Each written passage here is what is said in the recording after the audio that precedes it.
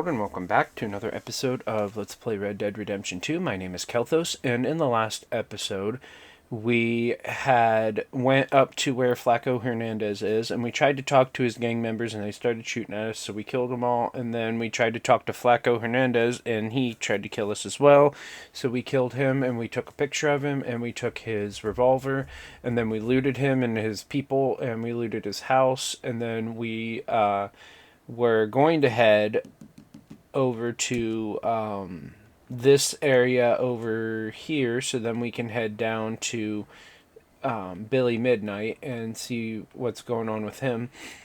But I started here in camp because I was in camp just checking things out, and Miss Grimshaw stopped me and asked me what happened with Mary Gillis. So I wanted to come back to here so we don't miss anything.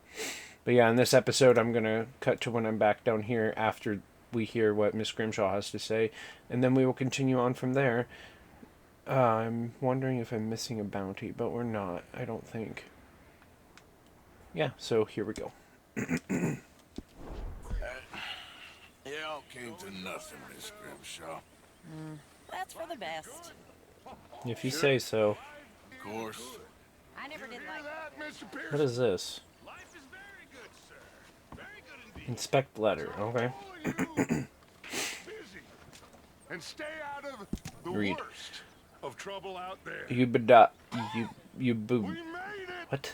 Yaba reach? I don't know.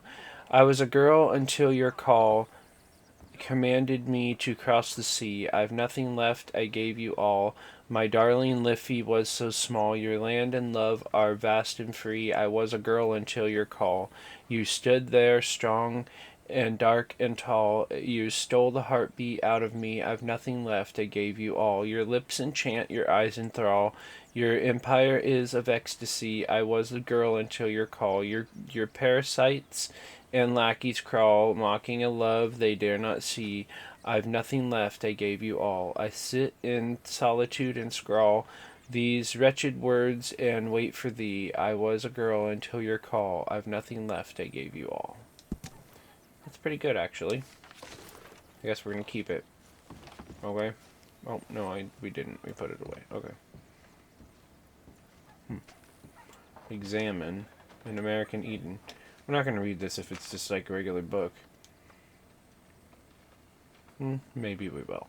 They say that only the fool quotes himself, and I confess that, along with ample reserves of stupidity, I have also been cursed with an excess of vanity, so the reader will forgive me if I quote myself. The real America can only be found not in desires, but in the purity of its landscape. This remark is commonplace enough, but in my commonplace mind it resonated since I wrote it in a book a few years ago. What did I mean by it? When I wrote it, I did not mean very much by it. I merely liked the turn of phrase, but since then this idea has captured my mind. America is a land that is captivated by its own appetites. Of that there can be no doubt. We are taught to cherish only the temporary feelings of satiety that repeat binging upon our appetites can ensure. Yet this is not liberty. We are not free merely to choose a poison. We are free to think, to feel, to be. We are free to live in this landscape, in this Eden, if we choose it so to be, and live free from these unceasing desires, the very things that have plagued European men since the Enlightenment, the great sea of desire that leads to all mankind's assorted folly. Here in this landscape so perfectly cherished by our native cousins, they're not your cousins, they, and all those who value it are free to worship at God's truest altar, the altar of the actual America. The soil, the rock, and the trees that make this vast and perfect place so perfect. Yet we bespoil it with European delusions, the delusions that we can compete with God, that our built environment can transcend His, that our factories and the squalid conditions that arise in the towns in which they are built will somehow allow us to be happy. We are not fools, for fools cannot see their idiocy. We are somehow worse than fools, for we will ourselves to do things of such profound stupidity, despite knowing that we will hate what we have built. Who likes a factory? Which man's soul was ever lifted up by a tenement building? Who enjoys seeing working men reduced to wretches and their wives and children treated not as cherished members of a family but as an awful burden? We need better, and yet better is all around. Better is America. By attempting to transform it into a poor impersonation of Europe, we are as Adam, eating once more of the apple, only this time knowing full well of the consequences. To free the American soul in this new world soul, we must free the American spirit from the prison in which we have placed it. We must return to the American landscape. We must seek our solace, our comfort, our very haven in the perfection and splendor of this place. I mean, he is making some sense, but at the same time, he's a little extreme with it, I think. But did we already read this one, Existence in Oblivion? No. By Nikolai Fedorov, translated from the Russian by Hubert Pallet. Chapter 47. You're wrong, brother, very wrong, opined the priest, sickly and pale though he now undeniably was. His brother Andrei Denisovic stared at him, pride and shame intermingled in his face. Pride that he was what he had set out to be, above all, that he was the man the world saw him to be, and shame that his brother saw through him so effortlessly and with such devastating consequences for both of them. Of all of these constructed illusions, and yet underneath he was just a little boy, naked before the God he no longer quite believed in, nor could quite abandon. I want to hate you, Sergei Denisovic, brother. I want it so badly, and yet I envy you for more than any man alive, he admitted. He then turned away. I don't understand. I am sick beyond repair. I am humiliated beyond repair. What have I to envy? I am, as yourself said, a disgrace to our family and to the motherland, said the priest. Yet you have faith, and you still have faith, said his brother, Andrei. I am a man set adrift. I am not even a man. I may be a gentleman, but I am no man, and I am wonderful. What? But I am no man. I am a wonderful animal, an animal in a frock coat. I have killed well, hunted well, fought well, loved women well, and yet I am not a man, not like you. I am an animal, and I live like an animal. I have the dignity, even the innocence of an animal, but I am still an animal. The lamp flickered and then went out. They sat for a long time in the dark, silent, disconsolate, and suddenly overjoyed. The priest wheezed a little. More remained unspoken between them, and yet there was nothing more that needed to be said. Life, at the very least, made sense to him. His cavalry would be lonely and thankless. He had long known that, and long accepted his fate. And yet, like others, who are truly fortunate,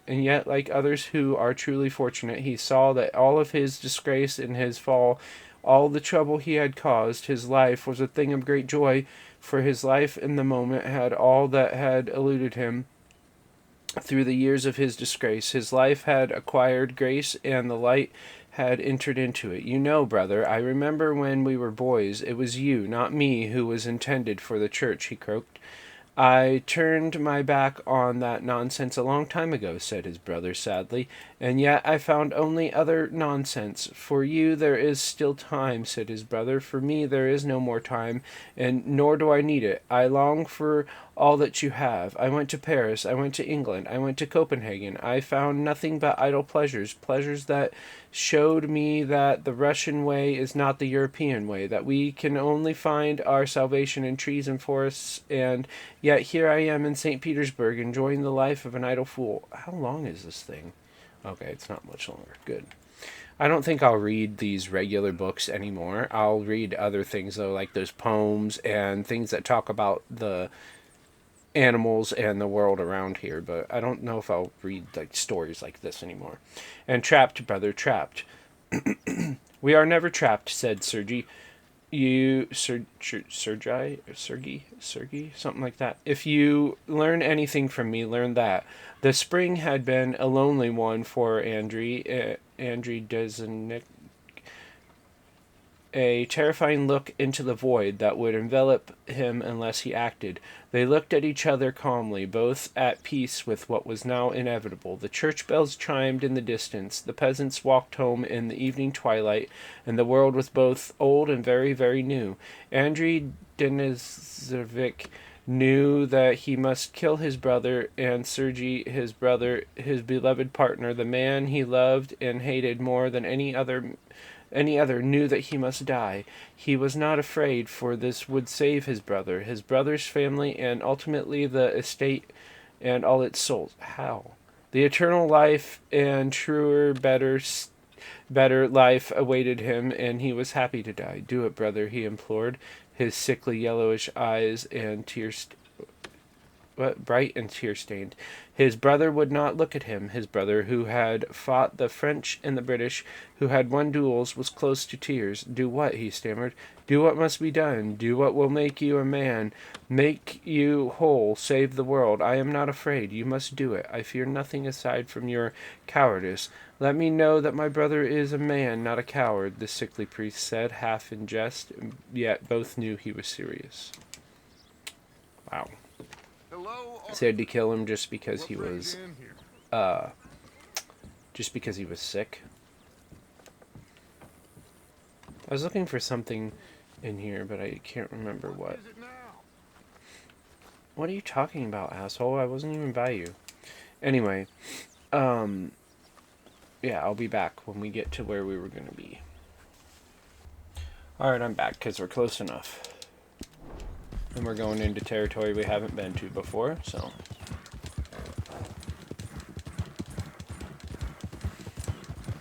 Took me longer than I expected to get here, but we're here now. Oh, and I forgot to mention that I killed a couple wolves when we were up in the mountains when I was traveling back down to the camp. And I got some pelts, but they were of poor quality, so I gave them to Pearson. And it didn't result in much because they were poor quality.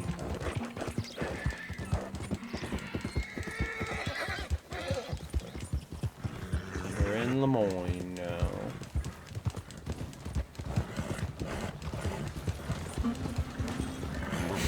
This is the place we go later when we get to Saint Denis, or near Saint Denis. What are you freaking out about, horse? Jesus. I have to travel slowly. Right there and don't move. Why? You're done. Alright. Well then. Looks like... Oh no, my horse. No. Die. Die. Oh, fuck. Well, I'm dead. Jesus, I need to save more often. That cost me like 20 bucks. God damn.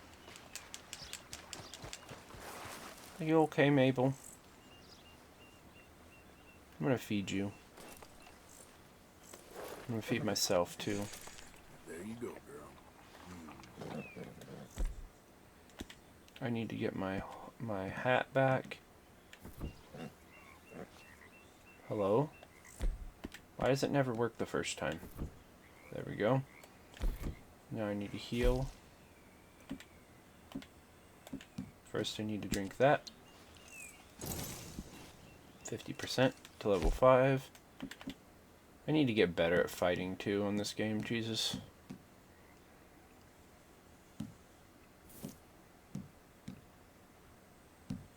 Gorm rum, blah blah blah. Baked beans. Need more though. Open bitters, no.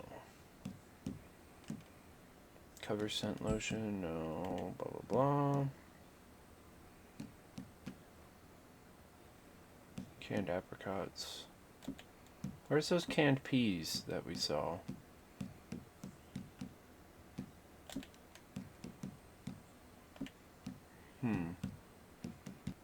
Canned peas. There. I'll get back on, and hopefully nobody else tries to kill us. Jesus Christ, that was freaking annoying. Alright, now... we gotta keep going down that way. Okay. We're almost there. Yep. Let's go.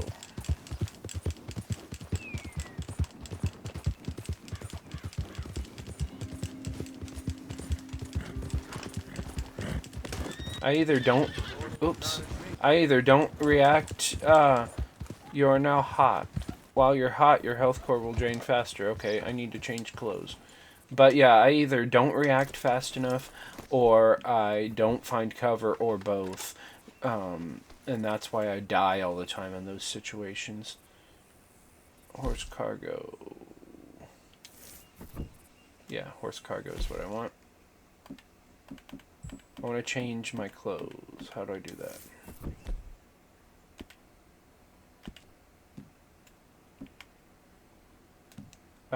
Winter, custom, Grizzlies, Outlaws. I want this one right here.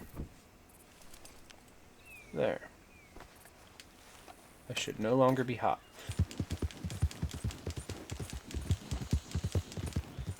Hello. I'm going to ignore you guys.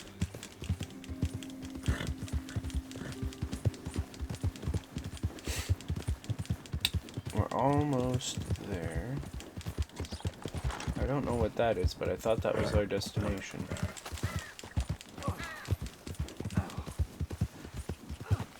Oh, what? So many things go on in this world, jeez. You're as useless as a four-card flush. I'm done listening to your bullcrap all day, every day. That's it. I'm gonna knock you upside your head. Back to work before I bust a pair of you. All them nights. Oh, Jesus. I'm just watching. I'm not actually partaking, so I don't lose any karma. This ain't how it looks. What the fuck? What happened? I can't believe that worked. Yeah, well, we don't got time to celebrate. Come on. So, what's your plan anyway? Plan not to get caught. It ain't my problem. Hurry up. No, it ain't. Bye-bye. I just wanted to see what's going on. Nothing I want to get involved in. Yep. So, goodbye. You guys can leave if you want. I just didn't want to help them because I didn't want to lose karma if I killed people. And I didn't know if I'd lose karma by killing the bad guys. And by bad guys, I mean the criminals that were trying to escape. But yeah.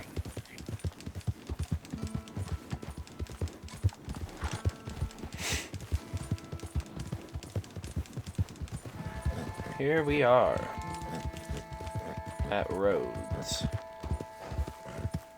I think this is the place we need to be. Yeah, looks like it. Get off. Jeez. Ugh. I wanted to draw my weapons out. That and that. There we go. Hello, sir. Hey, partner. Partner? Let's go inside.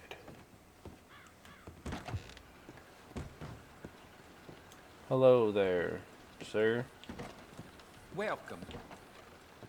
Billy Midnight. Hey, you there. A quick word. What can I do for you, sir? There's an old gunslinger I'm looking for. Heard he comes through here. Name of Midnight? Billy? Oh, that old soak? Yeah, he spends days on board these trains, but he's going nowhere but the gutter. I imagine you'll find him right in the next one through here. Either that or the next one. Try 'em both. Look in the bar. The next one or the next one? Okay. Wait for the train to stop. Okay. Blow me down. You want that old soak? Search the train for Billy Midnight. Okay. So I gotta get on the train. Careful there. Do I need to buy a ticket? Christ! Hello. Never mind. Guess I gotta just get on the train. And I gotta hurry before it leaves. Oh, Whoops. dear. Sorry, sir. Whoops. There's the timer. Enter train. I said enter train. There. Alright. Well, in the next episode, we will start looking for Billy Midnight on this train since the timer stopped. Or since the timer went off. And then we will see if we can interview him or if we have to kill him, which I think we probably have to kill him because I think the only one you don't have to kill is Black Bell. But yeah, we'll do that in the next episode. I want to thank you all for watching, and if you like what you see, I suggest you subscribe to my channel so you can see the new videos I post every single day. And if you really like the videos, I'd really like it if you could leave a thumbs up and a comment. That way I could have some interaction on my channel and know that people are actually watching and actually care.